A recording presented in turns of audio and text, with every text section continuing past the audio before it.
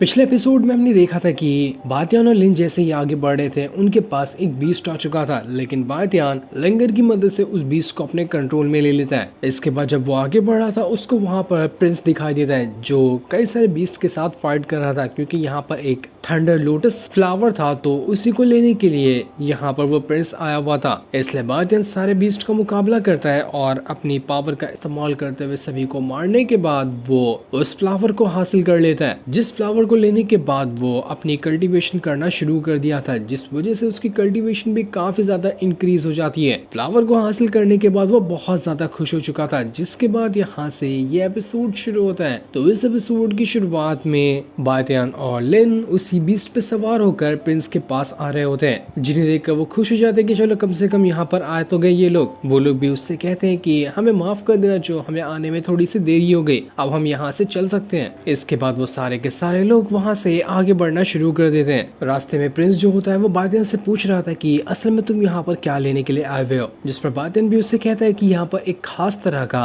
Heavenly treasure मौजूद है, मैं उसी को लेने के लिए यहाँ पर आया हुआ, जिसका नाम हेवन स्काई है। मुझे पता तो नहीं कि यहाँ पर वो मिलेगा कि नहीं मिलेगा, लेकिन ऐसा लगता है कि वो यहाँ पर जरूर होगा। वैसे तुम क्या लेने के लिए यहाँ पर आए हुए हो? जिस पर प्रिंस बता रहा था कि यहाँ के माउंटेन में ना एक बहुत ही खतरनाक बीस्ट का स्टैचू मौजूद है, उसके गले के ऊपर एक लॉकेट है जो कि एक ब्रोकन मिरर है। वो मिरर बहुत ही ज्यादा कमाल की चीज है, तो मैं उसे ही लेने के लिए यहाँ पर आया हुआ हूँ। तो बातियान कहता है कि वो जगह तो खतरनाक लग रही, तो फिर एक काम करते हैं, हम सब एक दूसरे का ट्रेजर लेने में एक दूसरे की मदद करेंगे, उसके बाद सभी को अपने अपने ट्रेजर आराम से मिल जाएंगे। बातियान उस बीस्ट से कहता है कि हमें उस जगह पर ले जाओ जहाँ पर हमें वो ब्रोकन मिरर मिलेगा, क्योंकि तुम जंगल को जानते हो अच्छे से, तो हमें वहाँ पर तुम आसानी से ले जा सकते हो। इस वजह से वो बीस्ट उन सभी को उसी तरफ ले जाने लग गया था। जैसे वो लोग वहाँ पर आते हैं, वहाँ पर खाली पहाड़ ही वगैरह मौजूद थे और उनके ऊपर बहुत ही खतरनाक बिजलियां गिर रही थी। ऐसा लग रहा था कि जो भी यहाँ से आगे जाएगा वो बिजलियां उसको मार देगी। बातियान कहता है कि ये जगह मुझे ठीक नहीं लग रही, यहाँ पर हमें बहुत ज्यादा सावधान रहने की जरूरत है, एक छोटी सी गलती हमारी जान ले सकती है। तो क्या प्रिंस तब भी तुम इसके अंदर जाकर वो ब्रोकन मिरर हासिल करना चाहोगे? देखो थोड़ा सोच समझ कर ही अंदर जाना। प्रिंस के साथ आया हुआ जो एल्डर होता है वो कहता है कि हम तो कैसे भी करके जाएंगे, हमने अपनी पूरी जिंदगी लगा दी थी उस मिरर को हासिल करने में, तो हम यहाँ तक आके पीछे नहीं हट सकते। लिन बातियान से कहती कि देखो जहाँ पर तुम जाओगे मैं तो वहाँ पर जाने वाली हूँ, चाहे तुम मुझे अंदर ले जाओ चाहे तो मुझे यहाँ से रिटर्न ले जाओ, मुझे उससे कोई फर्क नहीं पड़ता। तब बातियान सभी से कहता है कि ठीक है, जब सबने डिसाइड ही कर लिया तो हम अंदर चलते हैं, चाहे कितना भी बड़ा खतरा क्यों ना आ जाए। इसके बाद सारे लोग उस बीस्ट पे सवार होकर वहाँ से अंदर जाने के लिए निकल जाते हैं। वो बीस्ट बिजलियों को क्रॉस करते हुए उन्हें सीधा अंदर ले आता है और थोड़ी दूर लाने के बाद उन्हें एक जगह पर लाकर रुका देता है जहाँ पर थोड़ी बिजलियां वगैरह कम थी। तो सभी वहाँ पर आने के बाद आसपास का जो इलाका होता है उसे एक्सप्लोर करना शुरू कर देते हैं, कहाँ पर उन्हें वो ब्रोकन मिरर मिल सकता है। वो लोग यहाँ पर आसपास की जगह देख ही रहे थे कि तभी वहाँ पर एक बीस्ट जो होता है जो बर्फ के नीचे आराम से सो रहा था वो जाग जाता है। वो सभी से कह रहा था कि आखिर तुम लोगों की हिम्मत कैसे हुई जो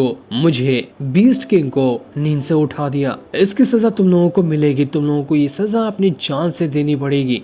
उस बीस्ट के गले में किसी तरह का लॉकेट लगा हुआ था, उसको देखकर प्रिंस कहता है कि क्या ये वही ब्रोकन मिरर है या फिर ये हेवनली स्काई भी हो सकता है। जब तक ये हमारे पास नहीं आता तब तक हमें पता नहीं चलेगा कि असल में ये चीज क्या है, लेकिन इसको लेना बहुत ज्यादा मुश्किल होगा क्योंकि ये बीस्ट हमें इसको लेने ही नहीं देगा। वो बीस्ट बहुत ज्यादा भड़का हुआ था तो अपनी पावर को एक्टिवेट करने लगता है, जिस वजह से वहाँ पर एकदम तबाही मच चुकी थी, हर जगह पूरी तरह से टूटने फूटने लग जाती है। बातियान सभी लोगों से वहाँ पर कहता है कि तुम लोग साइड हो जाओ, मैं चाहता हूँ बीस्ट के साथ और इस बड़े वाले बीस्ट को कंट्रोल करने की कोशिश करता हूँ। इसके बाद बातियान उस बीस्ट के साथ अपनी पावर को एक्टिवेट करते हुए बड़े वाले बीस्ट से लड़ने के लिए जा चुका था। तभी पीछे से प्रिंस भी आ जाता है जो बातियान से कहता है कि मैं भी तुम्हारे साथ चलता हूँ, हम दोनों मिलकर इस पे अटैक करेंगे तो इसको खत्म कर सकते हैं। लेकिन वो प्रिंस तो कुछ भी नहीं कर पाता, हल्का सा ही अटैक उसको क्या लगता है वो उड़कर दूर फेंका चुका था, जिस वजह से उसकी हालत खराब हो जाती है। लेकिन बीस्ट को कुछ हुआ ही नहीं था, वो उसके बाद सभी के ऊपर अटैक करना शुरू कर देता है। बातियान छोटे वाले बीस्ट से कह रहा था कि मेरी मदद करो ताकि मैं उसका ध्यान न अपनी तरफ कर सकूं। एक बार बड़े वाले बीस्ट का ध्यान मेरी तरफ हो गया तो बस मैं उसके बाद उसको मार सकता हूं। तो वो जो थंडर वाला बीस्ट था बातियान का, वो अपनी पावर को और ज्यादा एक्टिवेट कर लेता है और उसने अपने कई सारे डुप्लीकेट बना लिए थे, जो सारे डुप्लीकेट अब बड़े वाले बीस्ट के ऊपर हमला शुरू कर देते हैं। यह हमला इतना ज्यादा था कि बड़े वाले बीस्ट की हालत खराब होने लगती है, उसको समझ ही नहीं आ रहा था कि वो कहाँ से अटैक को रोके। जैसे यहाँ पर बड़े वाले बीस्ट की हालत खराब होती है, बातियान अपनी पावर का इस्तेमाल करते हुए कई सारे स्लैश अटैक उसके ऊपर कर देता है, लेकिन इससे भी उस बड़े वाले वाले बीस्ट को कुछ नहीं होता। बातियान थंडर बीस्ट से कह रहा था कि लगे रहो, ऐसा ही करते रहो, मुझे अच्छा मौका मिल रहा है इसके ऊपर हमला करने का। तो वो थंडर वाला बीस्ट एक के बाद एक करते हुए वापस से बड़े बीस्ट के ऊपर अटैक करने लग गया था और बातियान को जहां मौका मिलता वो बड़े बीस्ट पे हमला करते जाता। वो बड़ा बीस्ट एकदम पगला गया था कि यहाँ पर आखिर हो क्या रहा है, ये लोग कहाँ से आकर मुझे मार रहे हैं, मैं किसी को नहीं छोड़ने वाला। वो अंधाधुंध चारों तरफ अटैक पे अटैक किए जा रहा था। उसका अटैक किसी को लगता तो नहीं, लेकिन आसपास की जगह बर्बाद जरूर हो रही थी। एक टाइम पर तो वो बड़ा बीस्ट इतना ज्यादा भड़क जाता है कि जैसे उसने अपनी पावर को एक्टिवेट किया था, थंडर बीस्ट के सारे क्लोन वगैरह वहां से गायब हो जाते हैं, क्योंकि ये अटैक था ही इतना ज्यादा खतरनाक वाला। वो बड़ा बीस्ट बहुत ज्यादा भड़क चुका था। बातियान भी इस चीज को देखकर घबरा जाता है कि यहाँ पर तो ये बीस्ट बहुत ज्यादा भड़क चुका है, अब और ज्यादा स्ट्रॉन्ग अटैक इसके ऊपर करने पड़ेंगे, वरना ये बीस्ट पक्का यहाँ पर मेरी भी जान ले सकता है। तो बातियान यहाँ पर अपनी पावर का इस्तेमाल करते हुए एक बहुत ही ज्यादा हाई लेवल का स्वॉर्ड से अटैक उस बीस्ट के ऊपर कर देता है, लेकिन तब भी बीस्ट को कुछ नहीं हुआ था। वो बीस्ट तो मरने के लिए तैयार ही नहीं होता है। इसके बाद वो पूरे गुस्से के साथ बातियान के पीछे ही पड़ जाता है। जहाँ बातियान जाता वो वहां पर आने के बाद उसके ऊपर अटैक कर रहा था। बातियान भी यहाँ पर खुद को बचाने की कोशिश करता है, लेकिन बीस्ट तो पागलों की तरह उसके पीछे पड़ चुका था। लेकिन बातियान इतनी जल्दी कहाँ हार मानने वालों में से था। वो एक के बाद एक करते हुए बीस्ट के ऊपर अटैक करते जाता है, जिस वजह से बीस्ट की धीरे धीरे करते हुए हालत खराब होने लग गई थी। इसके बाद बातियान वहां पर अपना एक बहुत ही ज्यादा हाई लेवल का अटैक एक्टिवेट करने लगता है। उसने अपने डीमन स्लेइंग स्वॉर्ड के अंदर से एक बहुत ही ज्यादा हाई लेवल का फॉर्मेशन बना लिया था, जो फॉर्मेशन पूरे के पूरे इलाके को यहाँ पर कवर कर लेता है। इसके बाद बातियान फॉर्मेशन की पावर को लेते हुए पहले से भी कहीं ज्यादा स्ट्रॉन्ग वाला अटैक बीस्ट के ऊपर करते जा रहा था। अब जितना भी अटैक होता है बातियान का सभी बीस्ट को लगता और बीस्ट की हालत यहाँ पर खराब होने लग जाती है। बातियान यहाँ पर भी नहीं रुकता, वो एक के बाद एक करते हुए अनगिनत अटैक बीस्ट के ऊपर कर देता है। वो बीस्ट अब बातियान के अटैक को संभाल ही नहीं पा रहा था। ऐसा लग रहा था कि वो बहुत जल्द अब हार जाएगा, और जैसा सभी ने सोचा था वही चीज वहां पर हो जाती। बीस्ट की हालत खराब हो गई थी और खराब होने के बाद वो वहीं पर ऐसा लग रहा था कि मर गया, वो बेहोश हो चुका होता है। इसके बाद वो जो थंडर बीस्ट था वो जल्दी से उसके पास जाता है और उसके जो गले में लॉकेट लगा हुआ था उसको बाहर निकाल लेता है। लेकिन लॉकेट बाहर निकलते साथ ही वो बीस्ट वहां पर होश में आ जाता है, क्योंकि वो लॉकेट उसकी सोल पावर से जुड़ा हुआ था और उसकी जैसे सोल पावर निकली उसको इतनी तकलीफ हुई कि वो फिर से होश में आ गया। वो कहता नहीं छोड़ूंगा, अब तो किसी को नहीं छोड़ने वाला हूँ मैं। तुम लोगों ने अब यहाँ पर अपनी हद पार कर दी है, मरोगे, सबके सब मरोगे। वो बहुत ज्यादा भड़क चुका था और भड़कने के बाद वो अटैक पे अटैक करने की तैयारी करने लगता है। वो जैसे एक बार दहाड़ मारता है कि आसमान पूरा हरा हो जाता है, मानो कि वो यहाँ पर किसी तरह का बहुत ही खतरनाक वाला अटैक एक्टिवेट कर रहा है। सभी घबरा जाते कि यहाँ पर ये हो क्या रहा है, आखिर ये बीस्ट करने क्या वाला है। किसी को कुछ समझ नहीं आ रहा था, लेकिन वो बीस्ट तो रुकने के लिए तैयार ही नहीं था। वो अपने फॉर्मेशन को और ज्यादा स्ट्रॉन्ग बनाने लग जाता है। देखते ही देखते वो जो हरा धुआं फैला हुआ था उसके अंदर से एक फॉर्मेशन बनता है और फॉर्मेशन के अंदर से जो पावर निकलती है वो सभी को दबाकर वहां पर हिलने तक नहीं दे रही थी। सबके सब वहां पर स्टॉप हो जाते हैं। किसी को समझ नहीं आ रहा था कि यहाँ पर क्या होने वाला है। जिसके बाद धीरे धीरे करते हुए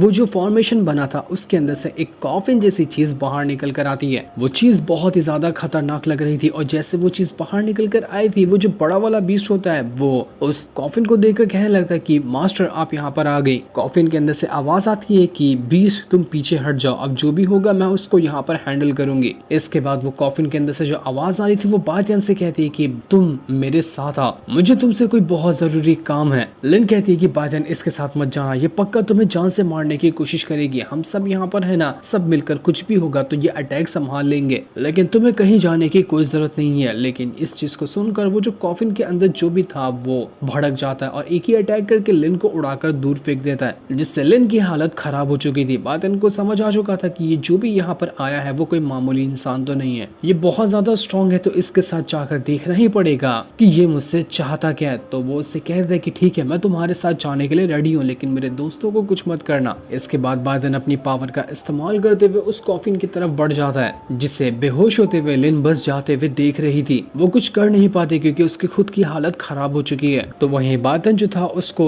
थोड़ी देर बाद जब होश आता तो वो अपने आप को किसी अलग ही जगह पर पाता है। जैसे उसने अपने सामने देखा था उसको उसके सामने वही हेवन स्काई दिखाई देता है जिसको ढूंढने के लिए वो यहाँ पर आया हुआ था। उसको समझ नहीं आता कि यहाँ पर ये हेवन स्काई क्या कर रहा है। आखिर जो भी कॉफिन में था वो मुझे हेवन स्काई के पास क्यों लेकर आया, क्योंकि मैं तो खुद इसको लेना चाहता हूँ और काफी टाइम से इसको ढूंढ रहा हूँ, तो मुझे यहाँ पर लाने का क्या मतलब हो सकता है। बाइडेन यहाँ पर कुछ सोच समझ पाता है कि तभी वो जो कॉफिन रखा था वो कॉफिन फट जाता है और जो भी उसके अंदर मौजूद था वो धीरे धीरे करते हुए बाहर आने लग गया था। उसके अंदर से इतना ज्यादा ऑरा निकल रहा था कि कोई ढंग से अपनी आंखें खोलकर वो ऑरा भी ना देख सके। जिसके बाद वो कॉफिन के अंदर से एक लड़की बाहर निकल कर आती है, जो लड़की बहुत ज्यादा सुंदर थी। बाइडेन भी बस उसको देखते रह जाता है कि आखिर इस कॉफिन के अंदर से लड़की कैसे बाहर निकल कर आई। लेकिन लड़की बाहर निकल कर आई इससे मुझे मैटर नहीं करता, लेकिन मुझे ऐसी क्यों फीलिंग आ रही है कि मैं इस लड़की से पहले भी मिल चुका हूँ और मैं इस लड़की को जानता हूँ, जबकि मैं पहली बार इसको देख रहा हूँ। कुछ तो सिमिलर सी फीलिंग है जो मुझे यहाँ पर इस लड़की को देख कर आ रही है। वो लड़की भी सीधा सिर्फ यहाँ पर बाइडेन को देख रही थी और धीरे धीरे करते हुए उसके करीब आती है और उसके गाल को पकड़ने लग जाती है, मानो कि वो लड़की भी बाइडेन को